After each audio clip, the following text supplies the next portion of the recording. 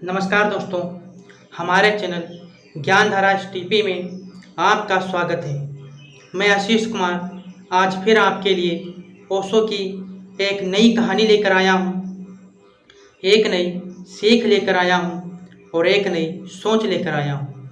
दोस्तों, आप जानते ही हैं कि मैं हर रोज़ एक नई ओशो की कहानी लेकर आता हूँ जो समाज को एक अच्छा संदेश देती है। और अगर इस कहानी को ध्यान से सुने और पूरी सुने तो आपके जीवन में भी परिवर्तन ला सकती है, आपकी सोच में भी परिवर्तन ला सकती है।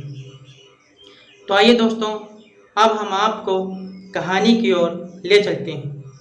जैसे कि एक महात्मा जी थे और वह अपने शिष्यों के साथ इधर उधर घूमा करते थे, तीर्थ स्थलों पर जाया करते थे और जो भी उन्हें सत्संगी मिलता था उनको सत्संग के बारे में बताते थे और उनको अच्छे कर्म करने के लिए कहते थे। और वह कभी कभी गांवों में भी अपने शिष्यों के साथ जा करके लोगों को अच्छा संदेश दिया करते थे।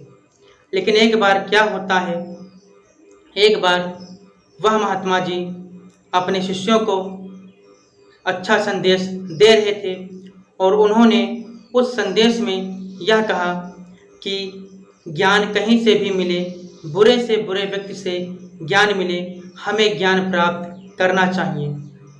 दोस्तों, जब उनके मुंह से यह बात निकली तो उनके शिष्यों में खलबली मचने लगी और वह शिष्य सोचने लगे उनके कि बुरे से बुरे व्यक्ति से हम ज्ञान कैसे प्राप्त कर सकते हैं, जबकि बुरे इंसान के पास तो बैठना तक नहीं चाहिए।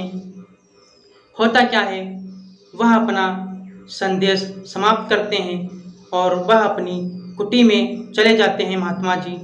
फिर कुछ दिनों के बाद एक शिष्य था, तो वह जो उसके मन में यही प्रश्न बार बार दोहरा रहा था कि महात्मा जी, हमारे गुरु जी कह रहे थे कि बुरे से बुरे व्यक्ति से ज्ञान प्राप्त करना चाहिए, मगर बुरे व्यक्तियों के पास तो बैठना भी नहीं चाहिए। होता क्या है, एक दिन वह शिष्य अपने गुरु जी के पास गया और गुरु जी से बोला कि हमें आपसे एक प्रश्न करना है। तो महात्मा जी बोले, बताओ क्या प्रश्न है। तो वह शिष्य कहता है कि आपने बताया था उस दिन कि हमें बुरे से बुरे व्यक्ति से ज्ञान प्राप्त करना चाहिए अगर उसके पास ज्ञान है तो महात्मा जी ने कहा, हाँ ये तो बात सही है, इसमें कोई शंका संदेह नहीं। तो वह शिष्य बोला, लेकिन हम बुरे लोगों की संगत तो करने से हम मना भी करते हैं।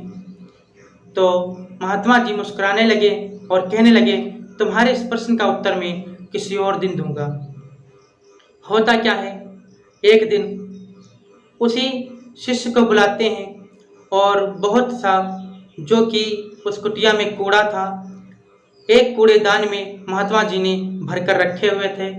और महात्मा जी बोले अपने उस शिष्य से कि जाओ, यह जो कूड़ादान है, यह कूड़ा जो है एक किसी बाहर डाल कर आओ। तो वह शिष्य बोला, ठीक है गुरुजी। होता क्या है, वह कूड़ा कचरा उठाता है, कूड़ेदान को उठाता है उनका शिष्य और जा करके एक बाहर तालाब में डालता है। सूखा हुआ तालाब था, उसमें डालता है। लेकिन उसने देखा क्या, उसी कूड़े के बीच एक सोने का सिक्का पड़ा हुआ था। अब शिष्य उसको देखकर बहुत प्रसन्न हुआ और वह सोने का सिक्का उसने उठा लिया और अपने गुरु जी के पास आ गया और अपने गुरु जी से बोला कि गुरु जी, यह देखो, उस कूड़ेदान में एक सोने का सिक्का मिला हमको और मैंने इसको उठा लिया।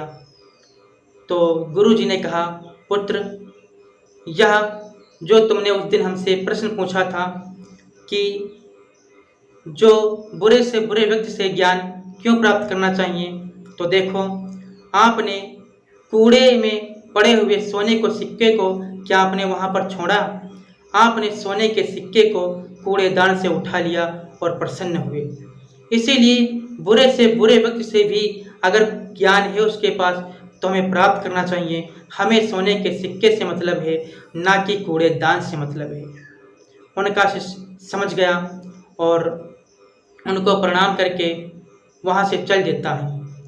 इसलिए दोस्तों, मैं आशा करता हूँ आपको यह कहानी अच्छी लगी होगी और इस कहानी का यही सारांश है, यही शिक्षा मिलती है कि हमें ज्ञान कहीं से भी मिले, किसी से भी अच्छी बात मिले, हमें उसकी अच्छी बात ले लेनी चाहिए, क्योंकि हमें कूड़ेदान से मतलब नहीं, हमें तो सोने के सिक्के से मतलब है। अगर सोने का सिक्का आपके पास आ गया तो मालामाल हो सकते हैं। आपने रामायण में भी सुना होगा कि जब रावण का वध राम जी ने कर दिया था, तो वह राम जी अपने छोटे भाई लक्ष्मण को भी रावण के पास भेजते हैं और कहते हैं जाओ उससे कुछ शिक्षा लो जा करके। तो दोस्तों, इसीलिए बुरे से बुरा व्यक्ति हो, अगर उसके पास से कोई अच्छी बात मिलती है तो हमें अपने मन में धारण करनी चाहिए। तो दोस्तों, मैं अगली वीडियो में मिलूँगा एक नई कहानी के साथ। तब तक के लिए नमस्कार।